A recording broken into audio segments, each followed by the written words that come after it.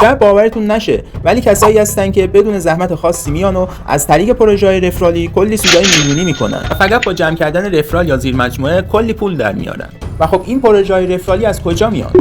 سایت ها و صرافی‌هایی که نوپا هستن و میخوان برای خودشون کاربر جذب کنن میان و این پروژه ها رو اجرا میکنن که مثلا برای هر ثبت نام یا دعوت میان و پول مشخصی مثل 100 یا 50,000 تومان قرار میدن. و خب تو نگاه اول شما میگین که 100,000 تومان یا 50,000 تومان چیه که من بخوام خودم رو به زحمت بندازم و برم و ثبت نام انجام بدم. ولی خیلی‌ها میان و از این فرصت نهایت استفاده رو میکنن و با جمع کردن رفرال یا زیر مجموعه کلی پول به جیب میزنن.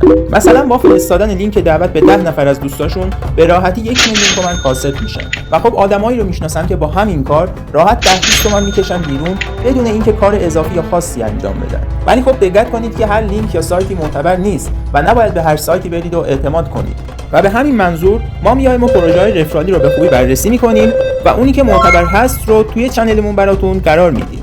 پس اگر شما میخواید از پروژه‌های رفرالی معتبر اطلاع داشته باشید، حتما چنل تلگرامی گروه ایمن رو به آدرس @ایمن چنل فالو داشته باشید یا از طریق لینکی که براتون توی ویدیو یوتیوبمون گذاشتم برید و دنبال کنید. امیدوارم که شما بتونید از این پروژه‌های رفرالی نهایت استفاده رو ببرید. خیلی مخلصم.